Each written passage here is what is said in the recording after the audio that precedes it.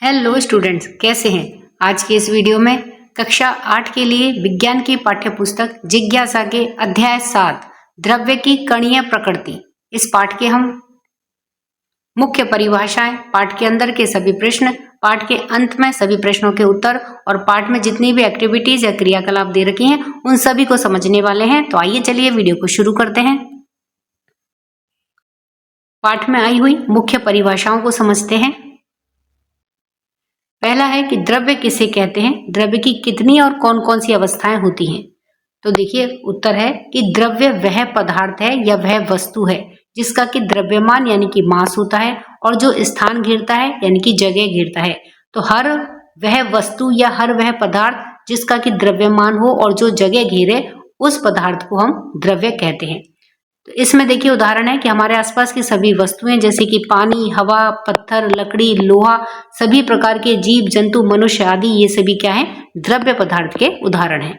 द्रव्य की मुख्य रूप से 3 अवस्थाएं होती हैं, यानी कि द्रव्य के अंदर जितने भी वस्तुएं, जितने भी पदार्थ आते हैं वो मुख्य रूप से 3 अवस्थाओं में मिलते हैं।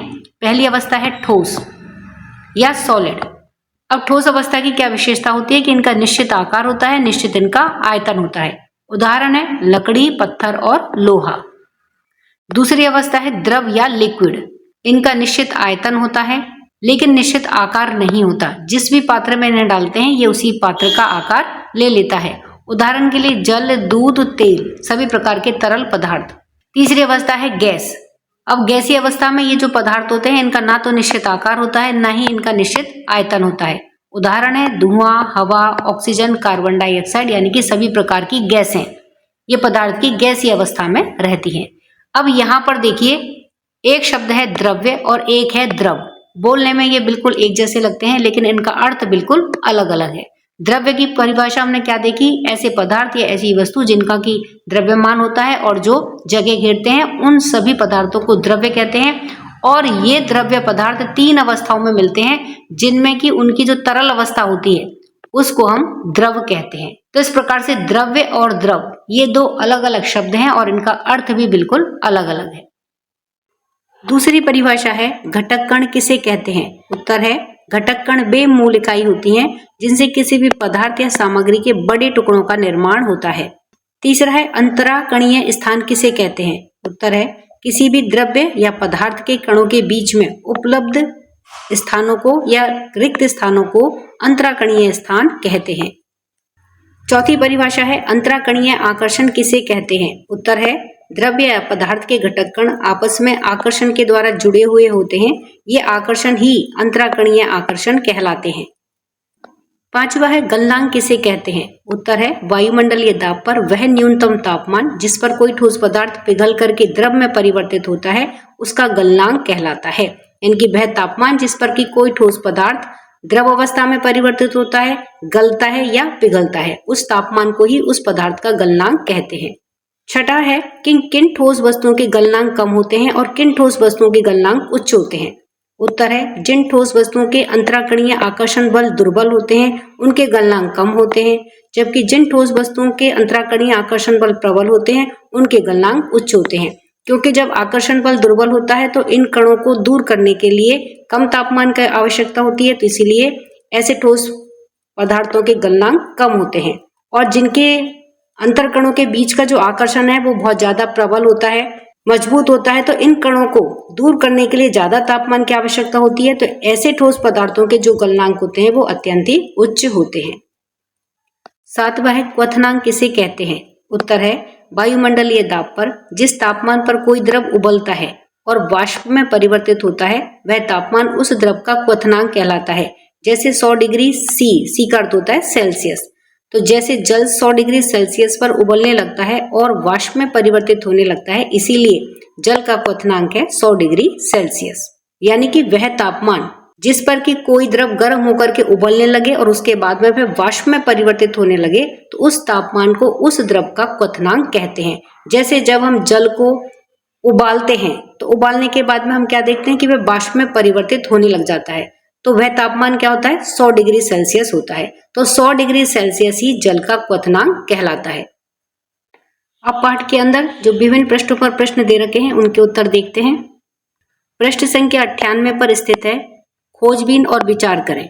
इसमें पहला प्रश्न है कि पत्थरों या रेत का ढेर लगाना संभव होता है परंतु जल जैसे किसी द्रव का नहीं, ऐसा क्यों? उत्तर है जल जैसे द्रव का ढेर नहीं लगाया जा सकता, यानी कि जल या किसी भी द्रव को हम एक ढेर लगा करके इकट्ठा नहीं कर सकते हैं, क्योंकि द्रव की आकृति निश्चित नहीं होती है। जब हम जल को किसी पात्र में डालते हैं तो वह उसी पात्र की आकृति ग्रहण कर लेता है। इसके कण स्वतंत्र होते हैं और एक दूसरे से दूर जा सकते हैं, जिससे कि वे ठोस पदार्थों की तरह स्थिर नहीं रह सकते। इसके विपरीत ठोस पदार्थ जैसे कि पत्थर या रेत के कण एक दूसरे से जुड़े होते हैं, एक उनका निश्चित आकार होता है, इसीलिए ठोस पदार्थों का ढेर लगाना संभव होता है जबकि द्रवों का नहीं। दूसरा प्रश्न है अंजुलि में जल भरने पर जल उसी आकार का हो जाता है परंतु अंजुलि से छोड़े जाने पर जल का यह आकार परिवर्तित क्यों हो जाता है? उत्तर है इसका कारण यह है कि द्रवों में अंतराकणीय आकर्षण बल ठोस पदार्थों की अपेक्षा इतने दुर्बल होते हैं कि वे द्रव की सीमा के भीतर रहते हुए ही स्वतंत्रता पूर्वक एक दूसरे से दूर जा सकते हैं। इसीलिए द्रवों में बहने का गुण होता है। इसीलिए जल को अंजुलि, तो देखिए अंजुलि क्या होती है? दोनों हथेलियों को जोड़ करके बनाई गई आकृति, यानी कि जब हम अपने दोनों हाथों को मिला लेते हैं तो उनको मिलाने पर जो आकृति बनती है उसको कहते हैं अंजुलि। तो इस प्रकार से अंजुलि में जब हम जल को भरते हैं तो जल उसी आकार का हो जाता है, हमारी अंजुलि के आकार का जल हो जाता है, परंतु अंजुलि से छोड़ने जाने पर यह आकार परिवर्तित हो जाता है। तीसरा प्रश्न है हम वायु को नहीं देख सकते फिर भी वह फूले हुए गुब्बारे के भार में वृद्धि कैसे कर देती है? उत्तर है हालांकि हम वायु को नहीं देख सकते क्योंकि यह बहुत छोटे और अदृश्य कणों से बनी होती है, फिर भी वायु का अपना द्रव्यमान यानी कि मास होता है और उसका भार होता है, यानी कि वायु के अंदर वेट होता है।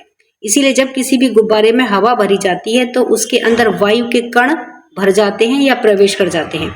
इन कणों में द्रव्यमान होने के कारण गुब्बारे का कुल भार बढ़ जाता है। इसी कारण से फूला हुआ गुब्बारा खाली गुब्बारे की अपेक्षा अधिक भार या अधिक भारी होता है। चौथा प्रश्न है वर्तमान में हम जिस वायु में श्वास लेते हैं क्या हजारों वर्ष पूर्व भी यह ऐसी ही थी? उत्तर है वायु के कण हमेशा से ही मौजूद रहे हैं, लेकिन समय के साथ में प्राकृतिक प्रक्रियाओं विशेषकर प्रकाश संश्लेषण के कारण वायुमंडल की संरचना बदलती गई और जैसे जैसे पृथ्वी का विकास हुआ वायु में गैसों का अनुपात भी बदलता गया। पृष्ठ संख्या 99 पर स्थित प्रश्न है आपने नदी या समुद्र के किनारे खेलते हुए रेत से कंकड़ और पत्थर एकत्रित किए होंगे। ये कंकड़ पत्थर और रेत कहाँ से आते हैं? यानी कि जब हम समुद्र या नदी के किनारे जाते हैं तो वहां पर हम बहुत सारे कंकड़ पत्थर और रेत के कण देखते हैं, तो ये रेत के कण वहां कहाँ से आते हैं? उत्तर है कि अपरदन के कारण। अपरदन यानी कि पत्थर या चट्टानों का छोटे छोटे टुकड़ों में टूटना। तो अपरदन के कारण पहाड़ों की चट्टानें धीरे धीरे टूटती रहती हैं। इन पहाड़ों से बहने वाली नदियां चट्टानों के इन अपरदित टुकड़ों को, इन छोटे छोटे टुकड़ों में टूटी हुई चट्टानों को अपने साथ में बहा ले जाती हैं। जैसे जैसे ये नदियां प्रवाहित होती जाती हैं यानी कि आगे आगे की तरफ बहती जाती हैं, वैसे वैसे वे चट्टानों को छोटे छोटे कंकड़ों, पत्थरों और रेत के रूप में तोड़ती रहती हैं और उनकी बहुत बड़ी मात्रा पहाड़ों के चट्टानों से इन नदियों के द्वारा मैदानों तक पहुंचती हैं। पृष्ठ संख्या 99 पर स्थित प्रश्न है क्या चौक के इस महीन चूर्ण का प्रत्येक कण अभी भी उसी पदार्थ का बना हुआ है या यह तोड़ने या पीसने पर किसी और पदार्थ में परिवर्तित हो गया है?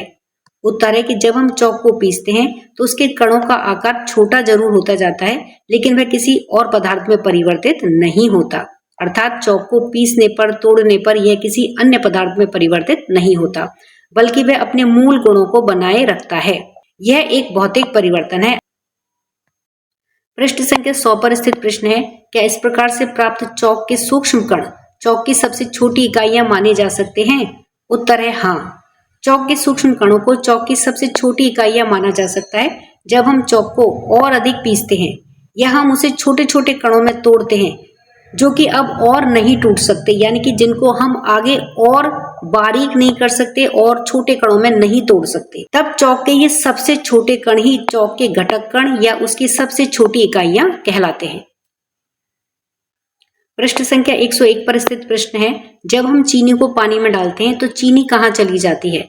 उत्तर है जब हम चीनी को पानी में डालते हैं तो उसके छोटे छोटे कण परस्पर से पृथक हो जाते हैं और जल के कणों के बीच के अंतराकणीय स्थानों में चले जाते हैं।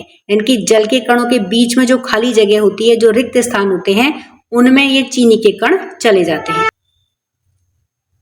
दूसरा प्रश्न है, चौक और चीनी दोनों को उनके घटक कणों में तोड़ा जा सकता है, परंतु इनके जिन ठोस टुकड़ों को हम देखते हैं उनमें ये घटक कण परस्पर किस प्रकार से जुड़े होते हैं। उत्तर है, चौक और चीनी के ठोस टुकड़ों में घटक कण एक दूसरे के साथ में आकर्षण बल के माध्यम से जुड़े होते हैं। ये कण एक निश्चित संरचना में व्यवस्थित होते हैं, जिससे कि ठोस पदार्थों की भौतिक स्थिति बनती है। जब हम इन ठोस टुकड़ों को पीसते हैं तो ये कण अलग अलग हो जाते हैं, लेकिन उनका जो आकर्षण बल है वह उन्हें एकत्रित रखने में मदद करता है। प्रश्न संख्या 102 पर स्थित प्रश्न है, क्या कोई ठोस अवस्था में कणों को पृथक करने का कोई उपाय है। उत्तर है हाँ, ठोस अवस्था में कणों को पृथक किया जा सकता है, क्योंकि ठोस पदार्थों में कणों के बीच जो आकर्षण बल है वो सबसे अधिक होता है, सबसे ज्यादा मजबूत होता है। इसीलिए इसके कणों को पृथक करने के लिए ठोस को उसके गलनांक स्तर तक गर्म करना पड़ेगा, यानी कि उस ठोस पदार्थ को जब तक गर्म करना पड़ेगा जब तक कि वह द्रव अवस्था में परिवर्तित ना हो जाए। ऐसा होने पर क्या होता है कि द्रव अवस्था में जो कण हैं वे अपेक्षाकृत अधिक स्वतंत्र होते हैं, तो इसलिए उन्हें ज्यादा आसानी से पृथक किया जा सकता है। प्रश्न संख्या 103 पर स्थित प्रश्न है, ठोस वस्तुओं का एक निश्चित आयतन होता है, द्रवों एवं गैसों के विषय में आपका क्या विचार है। उत्तर है, द्रवों का कोई निश्चित आकार नहीं होता, लेकिन उनका आयतन निश्चित होता है। तो द्रव जैसे कि कोई जल या दूध, तो जब हम इनको जिस भी पात्र में डालते हैं, जैसे गिलास में डालते हैं तो एक गिलास का आकार ले लेगा, इनको जग में डालते हैं तो जग का आकार ले लेते हैं। तो इस प्रकार से द्रवों का कोई निश्चित आकार नहीं होता है, लेकिन उनका आयतन निश्चित होता है। आयतन क्या होता है, उनकी मात्रा। जैसे दूध मान लीजिए 1 लीटर है, तो वह जग में भी 1 लीटर रहेगा, वह और किसी पात्र में रखेंगे तब भी उसका जो माप है या जो उसकी मात्रा है वह 1 लीटर ही रहेगी। तो इस प्रकार से द्रवों का जो आयतन है वह निश्चित होता है। गैसों का ना तो निश्चित आकार होता है, ना ही उनका निश्चित आयतन होता है। गैसों को जितना स्थान मिलता है वे उस पूरे स्थान में फैल जाती हैं और पूरी जगह को घेर लेती हैं। प्रश्न संख्या 105 पर स्थित प्रश्न है, मैंने देखा है कि पात्र से छलका हुआ जल कुछ समय के बाद में लुप्त हो जाता है और किसी भी तापमान पर ऐसा ही होता है। उत्तर है कि मैंने देखा है कि जब किसी भी पात्र से जल छलकता है, यानी कि जल बाहर की तरफ गिरता है, तो वह कुछ समय के बाद में हम देखते हैं कि लुप्त हो जाता है, वह वहां पर हमें दिखाई नहीं देता है। तो ऐसा क्यों होता है, यह प्रक्रिया वाष्पन की प्रक्रिया है, जिसमें कि जल का कुछ हिस्सा वाष्प के रूप में उड़ जाता है, भाप बन के वह पानी उड़ जाता है। यह प्रक्रिया सभी तापमानों पर होती है, लेकिन क्वथनांक से कम तापमान पर यह धीमी होती है। यानी कि कम तापमान होगा तो जो जल है या कोई भी द्रव है वह कम मात्रा में वाष्प बन करके उड़ेगा, लेकिन यदि ज्यादा तापमान है, क्वथनांक तक का स्तर है, तो वो बहुत शीघ्रता से वह द्रव वाष्प के रूप में परिवर्तित हो जाएगा। प्रश्न संख्या 108 पर स्थित प्रश्न है, चीनी और रेत दोनों ठोस है, चीनी जल में घुल जाती है जबकि रेत नहीं, ऐसा क्यों। उत्तर है, चीनी और रेत दोनों ही ठोस पदार्थ हैं, लेकिन उनकी संरचना अलग अलग है।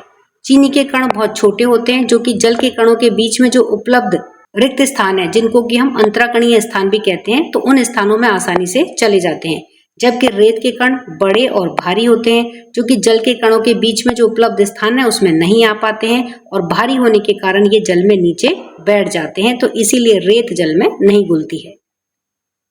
प्रश्न संख्या 111 पर स्थित प्रश्न है, इत्र की सुगंध हम तक क्यों और कैसे पहुंचती है। उत्तर है, वायु के कण निरंतर गति करते रहते हैं और सुगंध के कणों से टकराते हैं और उन्हें चारों ओर फैलने में सहायता करते हैं। दूसरा प्रश्न है, साबुन के उपयोग के द्वारा कपड़ों से तेल के धब्बे कैसे साफ होते हैं। उत्तर है, जब हम साबुन से तेल के धब्बे वाले कपड़ों को धोते हैं तो साबुन के बहुत सारे कण कपड़े पर तेल के कणों को चारों ओर से घेर लेते हैं। साबुन के कण का एक सिरा तेल के कण के साथ में जुड़ जाता है और दूसरा सिरा जल के साथ में जुड़ जाता है, यानी कि जल के कण के साथ में जुड़ जाता है। इससे तेल को बाहर निकालने में सहायता मिलती है और कपड़े साफ हो जाते हैं। अब पाठ के अंत में जो प्रश्न दे रखे हैं एक एक करके उनका उत्तर देखते हैं। जिज्ञासा बनाए रखें, इसमें पहला प्रश्न है, सही विकल्प चुनिए। प्रश्न है, ठोस पदार्थों और द्रवों में मूल अंतर यह है कि घटक कण। अब 4 विकल्प दे रखे हैं, जो विकल्प सही है उसे हमें उत्तर के रूप में चुनना है। क्या विकल्प है, ठोस पदार्थों में सुसंकुलित होते हैं जबकि द्रवों में स्थिर होते हैं। ख है, ठोस पदार्थों में एक दूसरे से अधिक दूर होते हैं, यानी कि जो घटक कण है वो एक दूसरे से अधिक दूर होते हैं और द्रवों में उनकी नियत स्थिति होती है। ग है, ठोस पदार्थों में सदैव गति करते रहते हैं और द्रवों में उनकी नियत स्थिति होती है, यानी कि वे एक जगह स्थिर रहते हैं। घ है ऑप्शन, ठोस पदार्थों में सुसंकुलित होते हैं और द्रवों में एक स्थान से दूसरे स्थान तक गति करते रहते हैं। तो देखिए इसमें जो सही विकल्प है वह है घ, यानी कि ठोस पदार्थों में जो घटक कण है वो आपस में मजबूती के साथ में जुड़े हुए रहते हैं। सुसंकुलित का अर्थ होता है एक साथ में मजबूती के साथ में जुड़ा हुआ होना, जबकि ये द्रवों में एक स्थान से दूसरे स्थान तक आसानी से गति करते हैं। तो इस तरह से घ ऑप्शन इसमें सही है। उत्तर लिख देंगे घ ऑप्शन को। दूसरा प्रश्न है, निम्नलिखित में से कौन से कथन सत्य हैं? असत्य कथनों को सत्य कथन के रूप में लिखिए। तो अब देखिए एक एक कथन को पढ़ते हैं और देखते हैं कौन सा कथन सत्य है और कौन सा असत्य है। क्या है कथन? बर्फ का जल में पिघलना किसी ठोस का द्रव में रूपांतरण का एक उदाहरण है। तो यह कथन सत्य है, ब्रैकेट में हम लिख देंगे सत्य। ख है, गलन प्रक्रिया में रूपांतरण के समय अंतरकणीय आकर्षणों में कमी होती है। तो यह कथन सत्य है, इस तरह से लिख देंगे सत्य। ग है, ठोस पदार्थों की एक निश्चित आकृति और निश्चित आयतन होता है। तो यह कथन भी सत्य है। घ है, ठोस पदार्थों में अंतरकणीय अन्योन्य क्रियाएं अति प्रबल होती हैं और अंतरकणीय स्थान अति सूक्ष्म होते हैं। तो यह कथन सत्य है, ब्रैकेट में लिख देंगे सत्य। अंग वाक्य है, जब हम कक्ष के किसी कोने में कपूर को गर्म करते हैं तो उसकी सुगंध कक्ष के सभी कोनों में पहुंच जाती है। तो ये कथन सत्य है। च है, वाक्य गर्म करने पर हम कपूर को ऊर्जा दे रहे हैं और यह ऊर्जा गंध के रूप में मुक्त होती है। तो यह कथन असत्य है। अब यह कथन असत्य क्यों है? तो देखिए इसका एक्सप्लेनेशन है कि गर्म करने पर हम कपूर को जो ऊर्जा दे रहे हैं यह ऊर्जा गंध के रूप में मुक्त नहीं होती, बल्कि यह ऊर्जा कपूर को केवल ठोस से गैस में बदलने में या ऊर्ध्वपातित करने का कार्य करती है। ऊर्ध्वपातित होकर के कपूर गैस में बदल जाता है और गैसीय कपूर के अणु हवा में फैलते हैं जिससे कि उसकी गंध महसूस होती है। तो इस प्रकार से इस असत्य कथन को हम सत्य करके लिखेंगे। तीसरा प्रश्न है, सत्यता सहित सही उत्तर का चयन कीजिए। प्रश्न है कि यदि हम किसी कुर्सी से सभी घटक कण हटा पाते तो क्या होता? क्या विकल्प है? कुछ भी नहीं बदलता। ख है, कणों की हानि के कारण कुर्सी का भार कम हो जाता। ग विकल्प है, कुर्सी का कुछ भी नहीं बचता। तो सही विकल्प है ग। उत्तर में हम लिख देंगे ग विकल्प को, कुर्सी का कुछ भी नहीं बचता। अब इसमें यह ग विकल्प क्यों सही है? तो इसका कारण है कि कुर्सी कोई अलग से पदार्थ नहीं है, बल्कि कुर्सी का निर्माण घटक कणों यानी कि अणुओं और कणों से, जो सूक्ष्म कण है उनसे मिलकर के होता है। यदि हम सभी घटक कणों को हटा देते हैं तो कुर्सी का कोई आकार, वजन या अस्तित्व भी नहीं बचेगा और कुर्सी पूरी तरह से गायब हो जाएगी। यानी कि कुर्सी जिन घटक कणों से या सूक्ष्म कणों से मिलकर के बनी है, यदि हम उन सबको हटा देंगे तो फिर कुर्सी का ना तो हमें कोई आकार दिखाई देगा, ना ही कोई वजन होगा, अर्थात कुर्सी पूरी तरह से गायब हो जाएगी। चौथा प्रश्न है, गैसें सरलता पूर्वक क्यों मिश्रित हो जाती हैं जबकि ठोस पदार्थ मिश्रित नहीं होते? ऐसा क्यों होता है? उत्तर है, गैसें सरलता पूर्वक मिश्रित हो जाती हैं क्योंकि गैसों में जो कण हैं वो एक दूसरे से बहुत दूर होते हैं। ये कण लगातार तेज और अनियमित रूप से गति करते रहते हैं। कणों के बीच में जो अंतरिक्ष बल है वह बहुत ही कमजोर होता है, इसीलिए जब दो गैसों को मिलाया जाता है तो उनके कण आपस में टकराते हुए पूरे पात्र में फैल जाते हैं। उदाहरण के लिए, यदि अगर कमरे के कोने में इत्र को छिड़कें तो उसकी सुगंध कुछ ही समय में पूरे कमरे में फैल जाती है।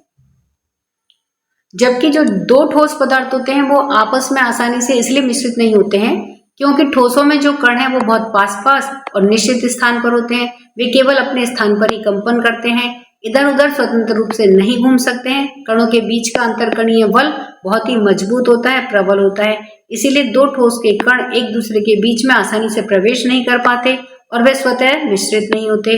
उदाहरण के लिए, यदि लकड़ी और लोहे के टुकड़े एक साथ में रखें तो वे अपने आप एक पदार्थ नहीं बन जाते। प्रश्न संख्या 5, जब कांच के गिलास में रखा हुआ दूध मेज पर छलक जाता है तो वह बहता है और फैल जाता है, परंतु कांच के गिलास की आकृति वही रहती है। इस कथन को सत्यापित कीजिए। उत्तर है, जब कांच के गिलास में रखा हुआ दूध मेज पर छलक जाता है यानी कि मेज पर फैल जाता है तो वह बहता है और फिर फैल जाता है। इसका कारण यह है कि दूध एक द्रव है और द्रव के कण एक दूसरे से स्वतंत्र होते हैं, उनकी स्थिति बदलती रहती है और फैल सकते हैं, यानी कि द्रवों में फैलने का गुण होता है। इसी कारण से जो द्रव जैसे कि दूध है ये इनकी कोई भी आकृति नहीं होती है। वह जिस भी पात्र में इनको रखा जाता है ये उसी पात्र का आकार ग्रहण कर लेते हैं। जैसे कि यदि ग्लास में रखेंगे तो ये ग्लास का आकार ले लेंगे, जग में रखेंगे तो ये द्रव उस जग का आकार ले लेते हैं। इसके विपरीत कांच का गिलास एक ठोस पदार्थ है जिसमें कि कण एक दूसरे के बहुत करीब होते हैं और उनकी स्थिति नहीं बदलती है, यानी कि वे अपना आकार नहीं बदल सकते हैं। इसीलिए ग्लास की आकृति वही रहती है, ग्लास की आकृति में कोई परिवर्तन नहीं होता है। प्रश्न संख्या 6, जब बर्फ पिघलती है और वह जल वाष्प में रूपांतरित होती है तो कणों की व्यवस्था में होने वाले परिवर्तनों को चित्र के द्वारा निरूपित कीजिए। उत्तर है कि ठोस अवस्था में बर्फ के कण, तो देखिए बर्फ होती है ठोस, तो ठोस अवस्था में बर्फ के कण बहुत पास पास में और नियमित क्रम में होते हैं। जब बर्फ गर्म होती है, यानी कि वातावरण की गर्मी पा करके जब बर्फ गर्म होती है तब उसके कण अधिक तीव्रता से कंपन करने लगते हैं। जलीय अवस्था में आने पर कण पास पास रहते हैं, अर्थात जब बर्फ पिघलने लग जाती है और वह तरल रूप में आ जाती है या पानी बन जाती है तो उस स्थिति में क्या होता है, उसके जो कण होते हैं वह स्वतंत्र रूप से इधर उधर खिसक सकते हैं। जल वाष्प अवस्था में आने पर कण बहुत दूर दूर हो जाते हैं, यानी कि अब जो यह जल है, इस जल का जब जल वाष्प हो जाता है तो उस स्थिति में क्या होता है, यानी कि वह अब गैसीय अवस्था में आ गया और गैसीय अवस्था में जो कण होते हैं वे बहुत दूर दूर हो जाते हैं, सभी दिशाओं में वे स्वतंत्र रूप से गति करते हैं, अर्थात बर्फ के ठोस से द्रव और फिर गैस बनने पर कणों के बीच की दूरी बढ़ती जाती है तथा उनकी गति और स्वतंत्रता भी बढ़ती जाती है। अब किस प्रकार से बर्फ से लेकर के जो जल वाष्प बनती है उसमें कणों की व्यवस्था किस प्रकार से परिवर्तित होती है, इसे हम चित्र के माध्यम से देखिए किस तरह से समझते हैं। तो यह है ठोस अवस्था, यानी कि जब बर्फ होती है तो बर्फ ठोस रूप में होती है तो उसके कण इस प्रकार से एक दूसरे के साथ में बहुत प्रबलता के साथ में जुड़े हुए रहते हैं, जो कि एक इधर उधर गति नहीं कर सकते हैं। दूसरी है द्रव अवस्था, यानी कि जब ये बर्फ पिघलती है तो पिघल करके ये जलीय रूप में या तरल रूप में आ जाती है, तो अब ये द्रव अवस्था में हो गई। इसमें इसके कण थोड़े दूर दूर होते हैं, कणों के बीच की दूरी बढ़ जाती है, तो ये कण अपनी नियत सीमा में रहते हुए इधर उधर गति कर सकते हैं। अब जब द्रव अवस्था से जल वाष्प बनती है, यानी कि वाष्प अवस्था आती है या गैस अवस्था आती है, तो गैस अवस्था में ये कणों के बीच की दूरी बढ़ जाती है, जिससे कि कण स्वतंत्र रूप से इधर उधर गति कर सकते हैं। तो इस प्रकार से बर्फ से लेकर के उसके जल वाष्प बनने तक की अवस्था में कणों के ठोस, द्रव और गैस रूप में इस प्रकार से कण व्यवस्थित रहते हैं।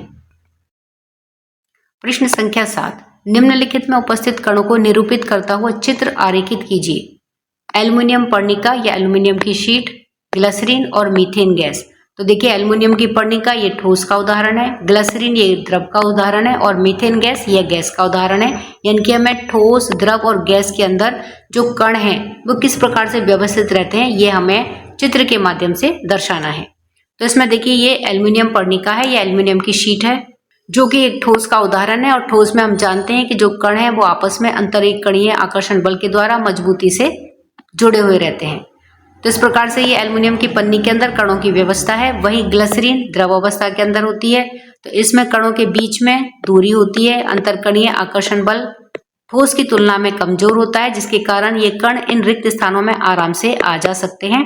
तो ये ग्लिसरीन के अंदर कणों की व्यवस्था है। वही मीथेन गैस में, चूंकि ये गैस है तो गैसों में जो कण होते हैं उनके बीच में दूरी ज्यादा होती है, आकर्षण बल ज्यादा कमजोर होता है, तो ये कण स्वतंत्र रूप से किसी भी दिशा में गति कर सकते हैं। तो इस प्रकार से ये मीथेन गैस के अंदर कणों की व्यवस्था है। तो इस प्रकार से चित्र के माध्यम से इन तीनों में हम कणों की व्यवस्था को इस प्रकार से दर्शाएंगे। अब देखिए उत्तर हम किस प्रकार से लिखेंगे। सबसे पहले देखें कि एल्युमिनियम पर्णिका या एल्युमिनियम की जो शीट है उसके अंदर कणों की व्यवस्था को हम किस प्रकार से लिखेंगे कि एल्युमिनियम पर्णिका या पन्नी या शीट एक ठोस पदार्थ है, इसमें कण बहुत पास पास होते हैं, कण सुव्यवस्थित क्रम में होते हैं, कणों के बीच में बहुत कम अंतरकणीय रिक्त स्थान होता है और कण अपने स्थान पर ही कंपन करते हैं। ख है ग्लिसरीन। तो ग्लिसरीन एक द्रव पदार्थ है, इसमें कण ठोस की तुलना में थोड़े दूर दूर रहते हैं, कणों के बीच में अंतरकणीय स्थान ठोस की तुलना में अधिक होता है और कण एक सीमित स्थान के भीतर स्वतंत्र रूप से गति कर सकते हैं। ग है मीथेन गैस। मीथेन एक गैस है, इसमें कण बहुत दूर दूर होते हैं और कणों के बीच में बहुत अधिक खाली स्थान होता है, अंतरकणीय आकर्षण बल नगण्य होता है, ये कण सभी दिशाओं में पूर्णतः स्वतंत्र रूप से गति कर सकते हैं। प्रश्न संख्या 8, चित्र 7.16 क का अवलोकन कीजिए जिसमें एक ऐसी मोमबत्ती का चित्र है जिसे कुछ समय जलने के पश्चात में बुझाया गया है। चित्र में मोम की विभिन्न अवस्थाओं को पहचानिए और चित्र 7.16 ख में दर्शाई गई कणों की व्यवस्था के साथ में उनका मिलान कीजिए। तो देखिए ये क चित्र है और ये है ख चित्र है। तो सबसे पहले क चित्र को हम समझें तो यहाँ पर एक मोमबत्ती है जिसको कुछ समय पहले जलाने के बाद में बुझाया गया है।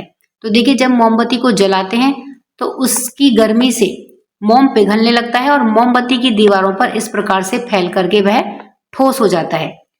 तो यह जो मोम सूख गया है या ठोस अवस्था में आ गया है तो यह मोम की ठोस अवस्था है। अब मोमबत्ती को जब जलाया है तो उसकी गर्मी से आसपास का जो मोम है वह पिघली अवस्था में रहता है। यह है मोम की द्रव अवस्था। अब चूंकि मोमबत्ती को बुझा दिया है तो उसकी बत्ती में इस प्रकार से धुआं निकलती है। तो यह है मोम की गैसीय अवस्था। तो इस तरह से ये मोम की यहाँ पर तीनों अवस्थाएं हैं, ठोस, द्रव और गैस। अब इन तीनों अवस्थाओं को हमें यहाँ पर ख चित्र में जो चित्र दे रखे हैं कणों की व्यवस्था के, इनके साथ में हमको मिलाना है। तो जो पहला चित्र है इसमें देखिए हम क्या देख रहे हैं कि जो कण है वो बिल्कुल एक दूसरे के पास में बहुत ज्यादा चिपके हुए हैं, यानी कि इनके बीच का जो रिक्त स्थान है या अंतराकणीय स्थान है वो बिल्कुल कम है। तो ऐसी व्यवस्था ठोसों के अंदर होती है। तो इस प्रकार से इस चित्र को हम जोड़ेंगे मोम की ठोस अवस्था के साथ में। दूसरा चित्र है, इसमें हम क्या देख रहे हैं कि कणों के बीच में रिक्त स्थान ज्यादा है ठोसों की तुलना में, और ऐसा होता है द्रवों के साथ में। तो इस प्रकार से इस चित्र को हम जोड़ेंगे मोम की द्रव अवस्था के साथ में। अब यहाँ पर ये तीसरा चित्र है, इसमें हम क्या देख रहे हैं कि कण दूसरे कण से बहुत ज्यादा दूर है, यानी कि कणों के बीच की दूरी बहुत ज्यादा है। तो ऐसी जो व्यवस्था होती है वह गैसीय अवस्था में होती है। तो इस प्रकार से कणों की इस व्यवस्था को हम जोड़ेंगे मोम की गैसीय अवस्था के साथ में। तो इस प्रकार से मोम की तीनों अवस्थाओं को यहाँ पर कणों की जो व्यवस्था के तीन चित्र दे रखे हैं, ठोस, द्रव और गैस, उसके साथ में इस तरह से हम जोड़ेंगे। अब देखिए इन दोनों चित्रों को हमने समझ लिया है, क और ख को। अब हम किस प्रकार से अपना उत्तर लिखेंगे वह हम समझते हैं। चित्र 7.16 क में एक ऐसी मोमबत्ती का चित्र है जिसे कि कुछ समय जलने के पश्चात बुझाया गया है। मोमबत्ती जलने के बाद में बुझी हुई मोमबत्ती में मोम की तीनों अवस्थाएं दिखाई दे रही हैं।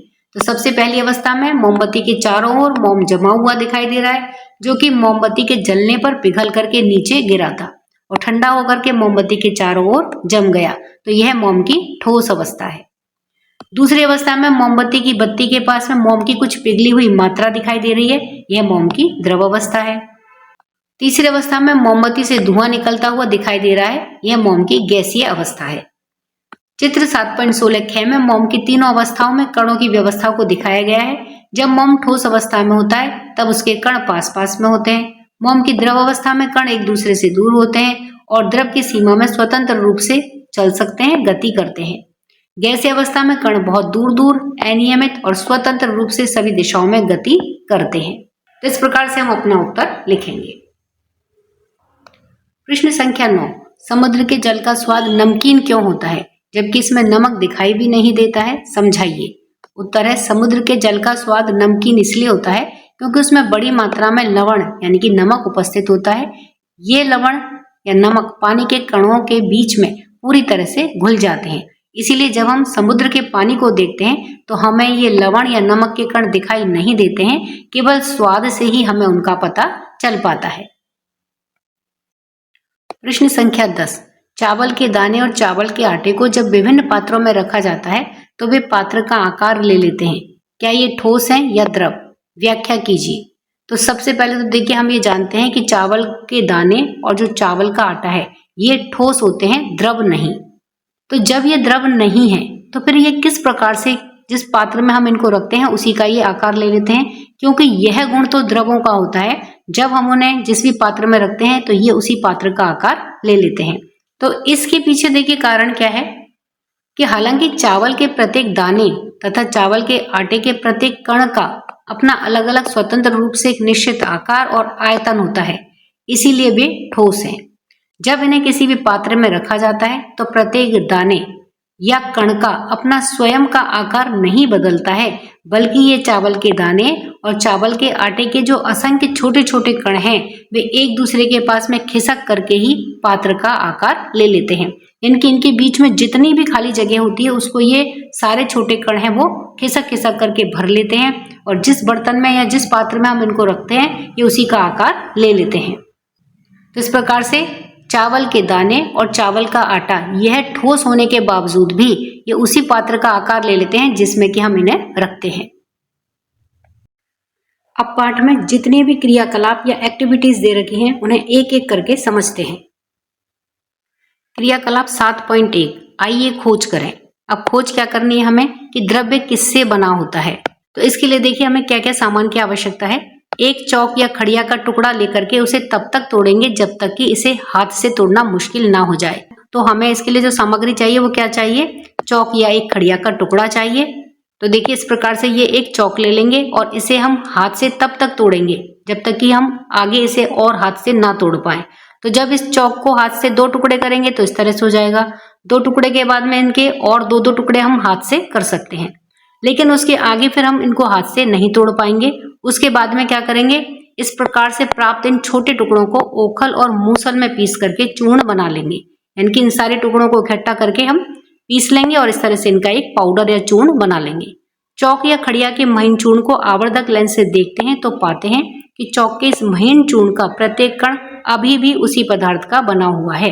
यानी कि अब इस चूर्ण को जब हम एक आवर्धक लेंस या मैग्नीफाइंग ग्लास से देखते हैं तो हम क्या पाते हैं कि इसके कण जो यहाँ पर तो हमें बहुत बारीक दिख रहे थे, लेकिन जब हम इनको मैग्नीफाइंग ग्लास से देखते हैं तो ये कण हमें थोड़े बड़े बड़े दिखते हैं।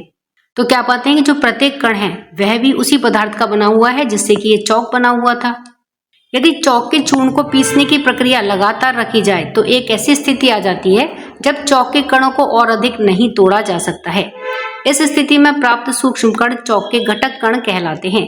यानी कि ये चूर्ण को अगर हम और बारीक करें तो एक स्थिति ऐसी आ जाती है कि उसके बाद में इनको और पीसना या बारीक करना संभव नहीं होता है। तो उस स्थिति में जो कण हमें प्राप्त होते हैं, जो सूक्ष्म कण हमें प्राप्त होते हैं, वे चौक के घटक कण कहलाते हैं। अब यहाँ पर हमने ये उदाहरण चौक का लिया है तो इसलिए ये चौक के घटक कण कहलाते हैं। यदि हम यहाँ पर कोई अन्य वस्तु या अन्य पदार्थ लेते तो वे उस पदार्थ के घटक कण कहलाते। तो इस प्रकार से किसी भी पदार्थ के जो घटक कण हैं वे मूल इकाई होते हैं जिनसे कि किसी भी पदार्थ या उस सामग्री के बड़े टुकड़ों का निर्माण होता है। अब यहाँ पर देखिए हमें ये जो सूक्ष्म कण प्राप्त हुए हैं या जिन्हें कि हम घटक कण कहते हैं, ये किसके हैं, ये चौक के सूक्ष्म कण हैं। तो इस प्रकार से ये चौक के घटक कण हुए। ये सारे सूक्ष्म कण या घटक कण मिलकर के ही चौक का निर्माण करते हैं। अब चूंकि देखिए चौक क्या है, एक द्रव्य है, या यहाँ पर कोई अन्य वस्तु या पदार्थ होता तो वह क्या होता, एक द्रव्य होता। तो इस क्रियाकलाप के माध्यम से हमने क्या समझा कि जो द्रव्य होता है या कोई भी वस्तु या कोई भी पदार्थ होती है वह इन घटक कणों से या सूक्ष्म कणों से मिलकर के बनी होती है। तो इस क्रियाकलाप से यह निष्कर्ष निकलता है या हम यह कह सकते हैं कि जो द्रव्य है वह घटक कणों से मिलकर के बनता है। क्रियाकलाप 7.2 आइए करके देखें। तो देखिए हम क्या एक्सपेरिमेंट करके देखते हैं कि जब चीनी को जल में घोला जाता है तब क्या होता है। अब इसमें आपको सुरक्षा क्या रखनी है कि इस क्रियाकलाप को शिक्षक अथवा किसी वयस्क के मार्गदर्शन में ही करें। किसी भी वस्तु या पदार्थ को तब तक खाएं एवं पिए नहीं जब तक कि ऐसा करने के लिए कहा नहीं जाए। यानी कि ऐसा नहीं है कि आपने चीनी को जल में घोल दिया और आप उसको चख लें या पी जाएं। आपको बिना किसी निर्देश के ऐसा कार्य नहीं करना है। तो इस तरह से आपको अपनी सुरक्षा रखनी है। तो अब देखिए इस क्रियाकलाप के लिए हमें क्या करना है। तो इसके लिए देखिए सर्वप्रथम कांच का एक गिलास लेकर के उसमें पीने योग्य जल से भर लेंगे। यानी कि कांच का एक गिलास लेंगे और उसमें हम पीने वाला पानी भर लेंगे और उसमें 2 छोटे चम्मच चीनी डाल देंगे। जल को विलोडित करेंगे, यानी कि जल को हम इस तरह से चम्मच की सहायता से हिलाएंगे जब तक कि चीनी इसमें पूर्णतः घुल ना जाए। अब गिलास में से 1 चम्मच जल लेकर के उसे चखेंगे तो देखते हैं कि जल स्वाद में मीठा है। हम देखते हैं कि विलयन में चीनी का कोई कण भी दिखाई नहीं दे रहा है, फिर भी जल का स्वाद मीठा है। इस क्रियाकलाप में हम देखते हैं कि जब चीनी जल में घुल जाती है तब यह अपने उन घटक कणों में टूट जाती है जिन्हें और अधिक तोड़ा नहीं जा सकता है। चीनी का प्रत्येक छोटा दाना ऐसे ही लाखों घटक कणों से निर्मित होता है। यानी कि जब चीनी को हम इस गिलास के अंदर घोल देते हैं तो हम क्या पाते हैं कि इसका स्वाद तो मीठा हो गया, लेकिन चीनी हमें दिखाई नहीं देती है। तो चीनी हमें क्यों दिखाई नहीं दे रही है? क्योंकि चीनी को जब जल में घोलते हैं और उसको कुछ समय तक के लिए हिलाते हैं तो चीनी अपने जिन घटक कणों से मिलकर के बनी होती है उन्हीं घटक कणों में या सूक्ष्म कणों में अब वह टूट जाती है। और घटक कणों में टूटने के बाद में इसके जो ये सूक्ष्म कण होते हैं वे जल के कणों के बीच में जो खाली जगह है या रिक्त स्थान है उसमें चले जाते हैं। तो इसलिए हमें चीनी दिखाई नहीं देती है, केवल हम उसे चख करके या स्वाद के माध्यम से ही पता कर सकते हैं। क्रियाकलाप 7.1 और 7.2 से हमें यह पता चलता है कि कोई भी द्रव्य यानी कि कोई भी द्रव्य पदार्थ अति सूक्ष्म कणों की बहुत अधिक संख्या से निर्मित होता है। इनके जो कण हैं वो इतने छोटे होते हैं कि इन्हें सामान्य सूक्ष्मदर्शी के द्वारा भी देखा नहीं जा सकता है। तो इस प्रकार से इस एक्टिविटी के माध्यम से हमने यह समझा कि चीनी को जब जल में घोला जाता है तो वह अपने घटक कणों में टूट जाती है और हमें दिखाई नहीं देती है।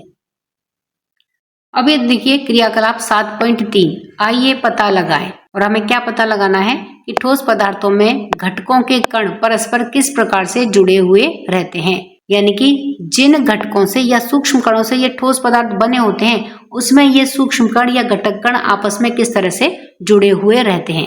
तो इसके लिए देखिए हमें क्या क्या सामग्री की आवश्यकता है। कुछ ठोस वस्तुएं जैसे कि लोहे का टुकड़ा, इसमें हम लोहे की कील ले लेंगे, सेंधा नमक का एक टुकड़ा, एक पत्थर, लकड़ी का एक गुटका, एक चाबी और एल्युमिनियम का एक टुकड़ा। एल्युमिनियम की कोई शीट ले लेंगे। तो इस तरह से ये एल्युमिनियम का एक टुकड़ा एकत्रित करके इन सभी वस्तुओं की आकृतियों एवं आकार का ध्यानपूर्वक अवलोकन करेंगे। तो इस तरह से इन सभी ठोस वस्तुओं को हम इकट्ठा कर लेंगे और अब हम इनके आकार को बहुत ध्यान से देखेंगे। अब एक एक करके सभी ठोस वस्तुओं को हथौड़ों से पीटेंगे। तो जब हम इन वस्तुओं को हथौड़े से पीटते हैं तो हम क्या पाते हैं कि उपयुक्त दी गई 6 वस्तुओं में से कुछ वस्तुएं तो आसानी से टूट जाती हैं जबकि कुछ नहीं टूटती हैं। ये सभी वस्तुएं ठोस हैं, इनकी एक निश्चित आकृति और आयतन है।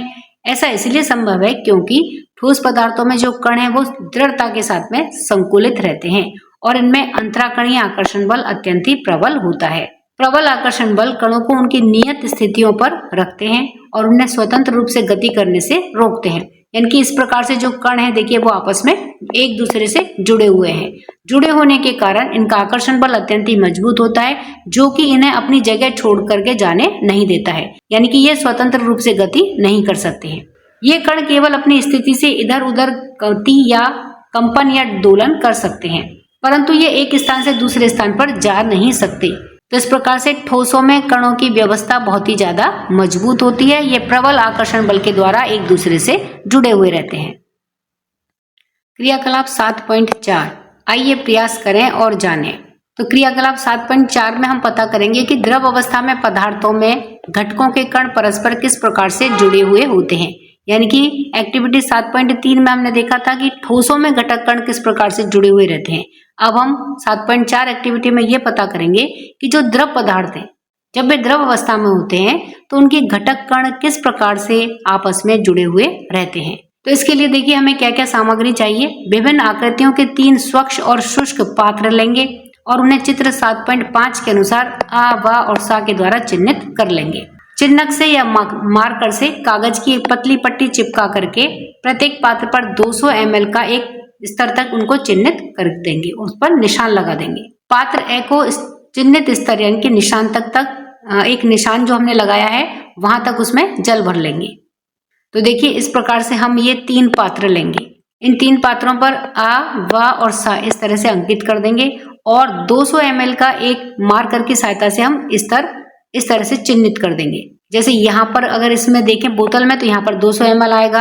अगर इस जग में अगर हम अंकित करेंगे तो ये स्तर जैसे यहाँ पर आया, और गिलास में यदि हम इस स्तर को अंकित करेंगे तो ये यहाँ पर आता है। तो 200 ml पानी इन तीनों गिलासों में हम भर देंगे, या तीनों जो पात्र लिए हैं उनमें हम एक निश्चित मात्रा 200 ml की इन तीनों पात्रों में भर देंगे। अब देखिए क्या करेंगे कि पात्र ए से जल को बिना छलकाए यानी कि बिना गिराए हुए सावधानी पूर्वक पात्र बे में डालेंगे और जल की आकृति एवं स्तर का ध्यान पूर्वक निरीक्षण करेंगे। तो अब देखिए जो ए वाला पात्र है इसके अंदर जब 200 ml पानी भरा तो हमने क्या देखा कि ये बोतल का आकार है, तो पानी का आकार भी बोतल का हो गया, और 200 ml पानी भरा है तो ये जल स्तर यहाँ पर 200 ml दिखा रहा है। अब जब इस पानी को हमने बे पात्र के अंदर डाला तब हमें इस बे पात्र के अंदर इस पानी का आकार देखना है और साथ में ही इसका जो स्तर है उसको भी देखना है कि इसमें पानी कहाँ तक आता है। तो देखिए ये जग का आकार है, यानी कि इसमें आकार बदल गया, तो पानी का जो आकार है वह भी बदल गया। और जो 200 ml का हमने चिन्ह लगाया था स्तर का, तो जब हमने इसमें 200 ml जल को डाला तो वह बिल्कुल 200 ml पर ही आता है। इसका मतलब क्या है कि जो 200 ml हमने पूरा खाली करा था, यह पानी पूरा की पूरा इसमें आ गया।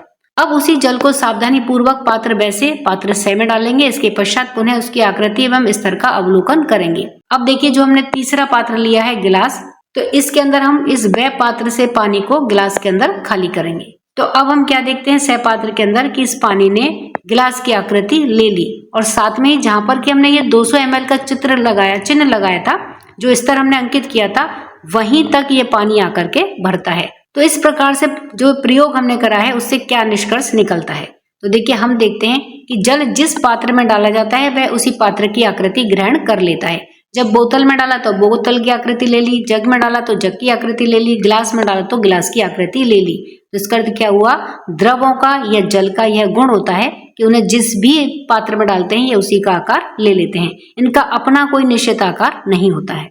द्रव उसी पात्र की आकृति को ग्रहण कर लेता है जिसमें कि उसे रखा जाता है। उपयुक्त तो तीनों पात्रों में जल का स्तर 200 ml पर ही रहता है, अतः हम कह सकते हैं कि द्रवों का आयतन निश्चित होता है। अर्थात जो ए वाला पात्र है इसमें हमने 200 ml जल लिया था, जब हमने उसको ब पात्र में खाली करा तब भी यह 200 ही था, जब हमने इसको स पात्र में खाली करा तब भी यह 200 ही ml था।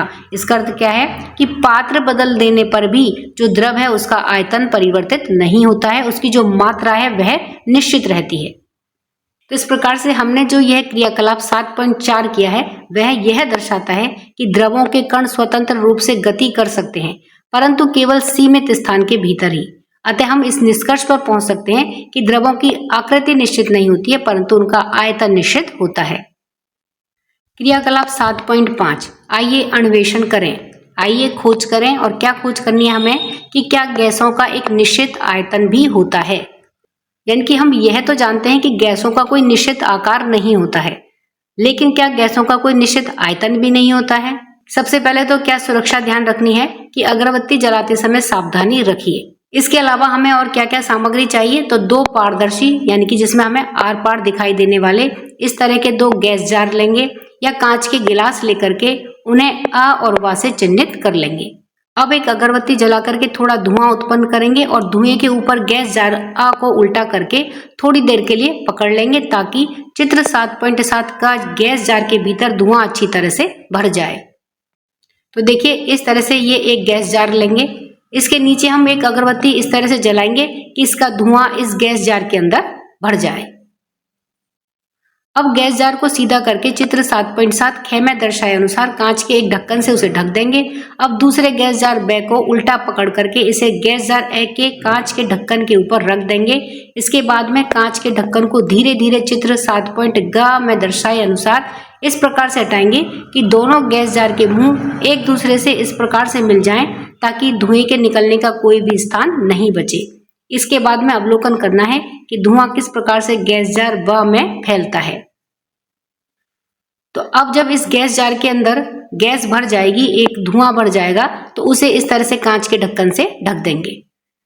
उसके बाद में जिस गैस जार के अंदर धुआं भरी हुई है उसके ऊपर एक दूसरा गैस जार इस तरह से उल्टा कर देंगे, और ये जो ढक्कन लगा हुआ था इस ढक्कन को बीच में से हटा देंगे, और इस प्रकार से जो बे वाला गैस जार है उसको इस तरह से रखेंगे ताकि ए की जो धुआं है वो बाहर ना निकले। तो अब हम देखिए क्या देखते हैं कि हम देखते हैं कि गैस जार ए का धुआं गैस जार बे में उपलब्ध संपूर्ण स्थान को भर देता है। इनकी पूरे गैस जार बे के अंदर यह धुआं भर जाता है।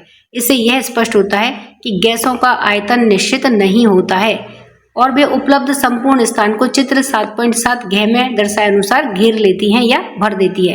यानी कि इनको जितनी जगह मिलती है उस पूरी जगह को ये गैसें घेर लेती हैं। यानी कि ए गैस जार से जो गैस है वह पूरे बे गैस जार के अंदर भर जाती है। तो इसका अर्थ क्या हुआ कि गैसों का आयतन निश्चित नहीं होता है, उन्हें जितना भी जगह उपलब्ध होती है वो पूरी जगह को घेर लेती हैं। द्रवों की भांति गैसें भी उस पात्र की आकृति को ग्रहण कर लेती हैं जिसमें कि वे उपस्थित होती हैं। जैसे यहाँ पर एक गैस जार में है तो ये गैस जार की आकृति को ले लेती हैं। इस प्रकार से यह क्रियाकलाप यह दर्शाता है कि गैसों के जो कण हैं वो सभी दिशाओं में स्वतंत्र रूप से गति करते हैं, और उनमें जो अंतराकणीय आकर्षण बल है वह नगण्य होता है, और गैसों की एक निश्चित आकृति या आयतन नहीं होता है। क्रियाकलाप 7.6 आइए प्रयोग करें। और प्रयोग हमें क्या करना है कि द्रव्य यानी कि किसी भी पदार्थ की तीनों अवस्थाओं ठोस, द्रव और गैस में अंतराकणीय स्थान यानी कि कणों के बीच की दूरी किस प्रकार से भिन्न होती है।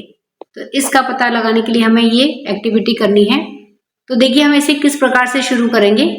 बिना सुई की एक सिरिंज लेकर के उसके प्लंजर को बाहर की ओर पूरा यानी कि पूर्ण रूप से विस्तारित स्थिति में चित्र 7.9 क के अनुसार खींचेंगे। तो देखिए इस प्रकार से एक सिरिंज लेंगे। सिरिंज के ये दो भाग होते हैं जिसमें आगे की तरफ यहाँ सुई लगी रहती है, तो सुई को इसमें हटा दिया है। बिना सुई की ये सिरिंज ली है जिसमें पीछे का जो भाग होता है उसको हम कहते हैं प्लंजर। तो इस बिना सुई की सिरिंज में से इस प्लंजर को हम बाहर की तरफ खींच लेंगे। अब सिरिंज के खुले सिरे को चित्र 7.9 ख के अनुसार अपने अंगूठे या फिर अन्य किसी वस्तु से ढक देंगे ताकि सिरिंज के भीतर उपस्थित वायु बाहर ना निकले। अब देखिए ये खुला हुआ सिरा है, तो उस खुले हुए सिरे को हम इस प्रकार से अंगूठे से बंद कर देंगे। बंद किस लिए करेंगे, ताकि इस सिरिंज के अंदर जो हवा या वायु भरी हुई है वह बाहर ना निकले। अब देखिए आगे क्या करेंगे। अब प्लंजर को धीरे धीरे एक समान गति से अंदर की ओर चित्र 7.9 ग के अनुसार दबाएंगे। तो देखिए अब आगे से तो हमने इसका मुंह बंद कर दिया अंगूठे से, पीछे की तरफ जो प्लंजर है उसको अब हम अंदर की तरफ धीरे धीरे करके दबाते हैं। तो अब क्या ये प्लंजर दबता है कि नहीं दबता है।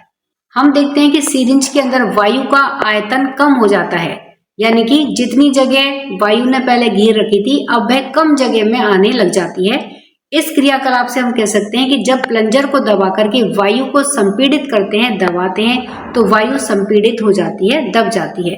अर्थात सिरिंज में उपस्थित वायु के कण एक दूसरे के पास आने के लिए बाध्य हो जाते हैं, जिससे कि यह प्रदर्शित होता है कि सामान्य अवस्था में वायु या गैसों के कणों के बीच में बहुत अधिक स्थान होता है और इस स्थान को बाहरी दाब लगा करके कम किया जा सकता है। तो संपीड़ित करने की वजह से जो वायु यहाँ पूरे इस स्थान तक फैली हुई थी अब वह इतने कम स्थान में ही आ जाती है। तो इसका अर्थ है कि गैसों का ना तो कोई निश्चित आकार होता है, ना ही इनका निश्चित आयतन होता है। जहां ये इतनी जगह में फैली हुई थी अब ये इतनी कम जगह में भी उतनी ही गैस की मात्रा आ जाती है। तो इसका अर्थ है कि गैसों के ऊपर जब बाहर से दबाव लगाया जाता है तो ये संपीड़ित हो जाती हैं, अर्थात इनका आयतन निश्चित नहीं होता है। यही क्रियाकलाप अब हम जल के साथ में करते हैं। सिरिंज के प्लंजर को बाहर की तरफ खींच करके सिरिंज में वायु के स्थान पर जल भर लेंगे। यानी कि जब इस सिरिंज के प्लंजर को हम बाहर की तरफ खींचेंगे जल में डाल करके तो जल इस सिरिंज के अंदर भर जाएगा। सिरिंज के खुले सिरे को अंगूठे से दबा करके जब प्लंजर को अंदर की तरफ दबाने का प्रयास करते हैं तो अब हम देखते हैं कि प्लंजर अंदर की ओर बिल्कुल भी नहीं दबता है। यानी कि जैसा वायु के साथ में हमने करा था तो वायु में तो प्लंजर अंदर की तरफ दब गया, लेकिन जब हम इसमें सिरिंज में जल भर लेते हैं और उसके एक सिरे को अंगूठे से दबा लेते हैं और पीछे से जब प्लंजर को दबाते हैं तो अब हम क्या देखते हैं कि प्लंजर उसमें दबता नहीं है। इस क्रियाकलाप से यह प्रदर्शित होता है कि जल असंपीड्य है, अर्थात बाहरी दाब लगा करके जल को दबाया नहीं जा सकता है। क्रियाकलाप 7.7 आइए अवलोकन करें। अवलोकन हमें करना है द्रवों में अंतराकणीय स्थानों के विषय में जानने के लिए। यानी कि जो द्रव होते हैं उनके कणों के बीच में जो जगह होती है तो वह किस प्रकार से होती है, इसको जानने के लिए हम ये एक्टिविटी करने वाले हैं। तो इसमें देखिए सबसे पहले हम क्या करेंगे, कांच का एक पात्र लेंगे, एक बर्तन लेंगे कांच का, उसे जल से लगभग आधा भर लेंगे और जल के स्तर को चित्र 7.10 क में दिखाए अनुसार आ के द्वारा चिन्हित कर देंगे। अब इसमें हम 2 छोटे चम्मच चीनी की डाल देंगे। तो देखिए इस तरह से एक कांच का पात्र लेंगे, उसमें हम जल भर देंगे। जैसे इस स्तर तक भर दिया और यहाँ तक हमने इसको इस स्तर को ए चिन्हित कर दिया। अब इसमें हमने 2 चम्मच चीनी डाल दी। चीनी डालने के बाद कांच के पात्र में जो नया जल स्तर है उसे चित्र 7.10 ख में दिखाए अनुसार ब के द्वारा चिन्हित कर देंगे। तो अब देखिए जब इसमें हम 2 चम्मच चीनी डालते हैं तो चीनी डालने के बाद में थोड़ा सा इसका जल स्तर बढ़ता है, तो उस बढ़े हुए जल स्तर पे हम ब के द्वारा उसको अंकित कर देते हैं। इसके बाद में चीनी को जल में घोलने के लिए कांच की छड़ से चित्र 7.10 ग में दिखाए अनुसार विलोडित करेंगे। इस तरह से एक कांच की छड़ लेंगे और उससे इस चीनी को जल में हम घोलेंगे। विलोडित करना अर्थात हिलाना या घोलना। विलोडित के बाद में जो जल का स्तर है इस जल स्तर को चित्र 7.10 घ में दिखाए अनुसार पुनः स के द्वारा चिन्हित कर देंगे। तो अब देखिए चीनी डालने के बाद में जो जल स्तर बढ़ा उसको हमने वैसे अंकित कर दिया, फिर उस चीनी को हमने घोल दिया। अब घोलने के बाद में हमें ये देखना है कि जो नया जल स्तर हमें प्राप्त हुआ है उसे हमें से के द्वारा अंकित करना है। तो से का जो जल स्तर है वह व और ए के बीच में है, तो इस तरह से उसको हमने कर दिया से जल स्तर अंकित। अर्थात चीनी डालने के बाद में यह जल स्तर जब चीनी घुल जाती है तो थोड़ा सा कम हुआ, तो इसीलिए इसको हमने वैसे नीचे से अंकित किया है। तो अब देखिए चीनी डालने के बाद में तो जल स्तर बढ़ा और चीनी घुलने के बाद में जल स्तर थोड़ा सा कम हुआ।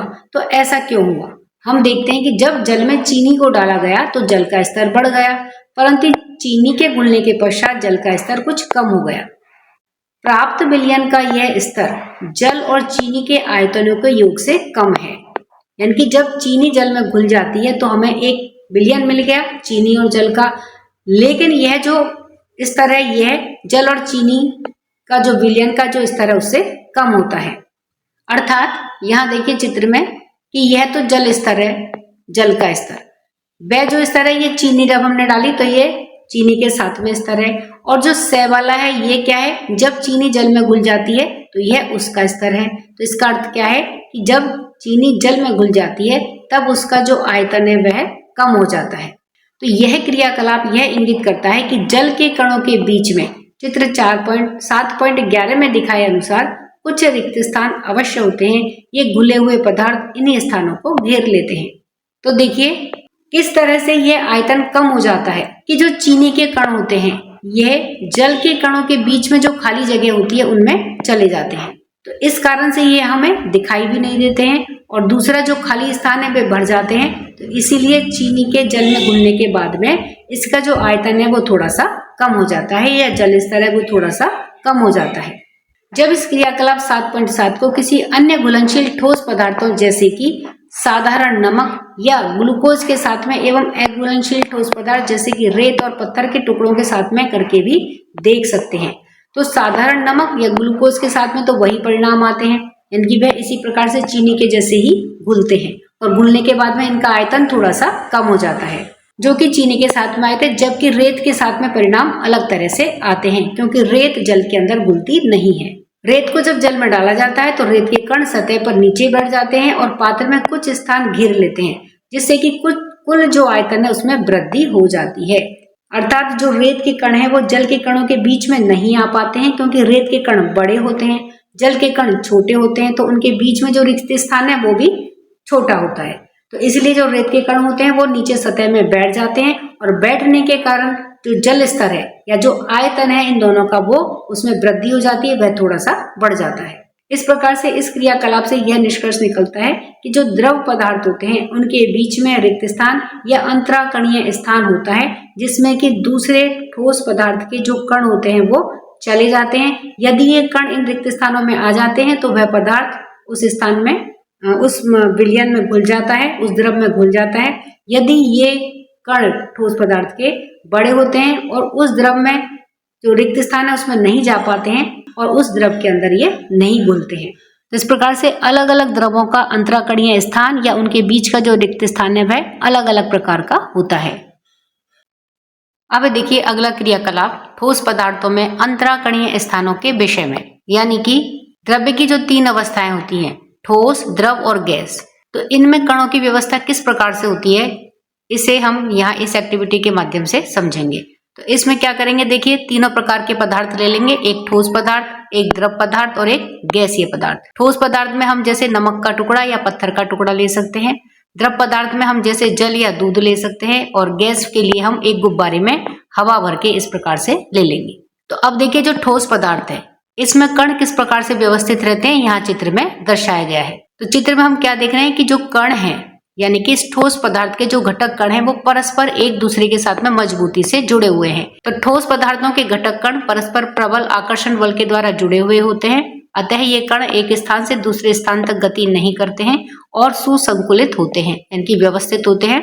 यद्यपि सुसंकुलित होते हुए भी कणों के बीच में कुछ स्थान होते हैं, यानी कि ये जो हल्का हल्का हम जो जगह देख रहे हैं ये हल्का फुल्का रिक्त स्थान होता है, लेकिन इन रिक्त स्थानों में कुछ भी विद्यमान नहीं होता है, यानी कि इतनी जगह नहीं होती है कि इसके बीच में कोई अन्य कण जा सके। तो इस प्रकार से ये ठोस पदार्थों में कणों की व्यवस्था है। अब यहाँ पर देखिए ये द्रव पदार्थ में कणों की व्यवस्था है। तो द्रव में जो कणों की व्यवस्था है वो क्या है कि इसमें जो कण है वो ठोस की अपेक्षा थोड़ी दूरी पर होते हैं, उनके बीच में जो रिक्त स्थान है वह ज्यादा होता है, जिसके कारण ये कण स्वतंत्र रूप से अपने द्रव की सीमा में रहते हुए गति कर सकते हैं। वहीं गैस में हम क्या देख रहे हैं कि जो गैस के कण हैं वो एक दूसरे से बहुत ज्यादा दूर हैं, यानी कि इनके बीच का जो आकर्षण बल है वो कमजोर होता है, जिसके कारण ये कण किसी भी दिशा में गति करने के लिए स्वतंत्र होते हैं।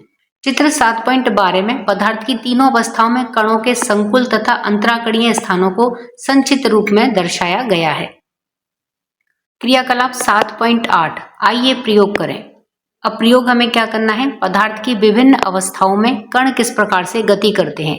तो यहाँ इस एक्टिविटी में हम देखेंगे कि द्रव अवस्था में पदार्थ के कण किस प्रकार से गति करते हैं और जब इन द्रवों को ऊष्मा दी जाती है तब इन कणों की गति किस प्रकार से प्रभावित होती है, वह हम इस एक्टिविटी के माध्यम से समझेंगे।